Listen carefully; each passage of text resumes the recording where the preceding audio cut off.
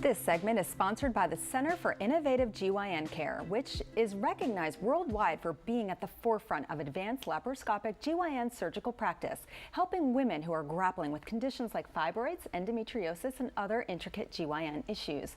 I'm joined by Dr. Natalya Danilyants, co-founder of the Center for Innovative GYN Care. Thank you so much for being here. Thank you for having me. Sure, this is an important topic. How common are fibroids and endometriosis for women? Sure. Fibroids are extremely common. So we know that 80% of women have fibroids. Wow, 80%? Yes, yeah. Okay. And majority of these women are African American. But because these conditions are so common, they're always or often normalized. So we call it normalization of fibroids. My sister has fibroids, my mom has fibroids. Fibroids are normal, nothing to worry about. But in fact, we should worry about them. Endometriosis is also very common. So over 50% of women that have pain or have infertility have endometriosis. And it takes an average of 12 years to diagnose endometriosis. Why? Yes. Why 12 years?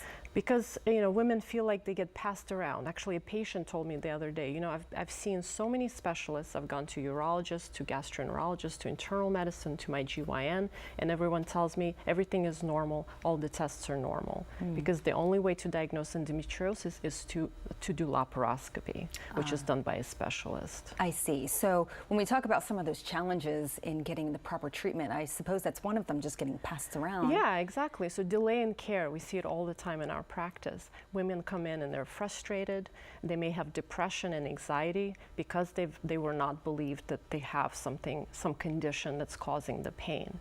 Sometimes we see infertility as the main issue, and sometimes even pain medications get overused and abused because of chronic pain. Sure. With fibroids, what happens, even though they're easily diagnosed by imaging, because again of normalization, women are told, just watch and wait, right? These fibroids, they're not a big deal, they're very common, nothing to worry about. But what happens over time is that fibroids get bigger and bigger. And then we see women with massive fibroids, they have anemia, which is low blood count, they end up with blood transfusions, they have infertility, and now they're lost, they can't find a provider who could do their surgery via minimally invasive approach. Wow. Okay, I want to talk real quickly about second opinions, because a lot of times in healthcare we hear something.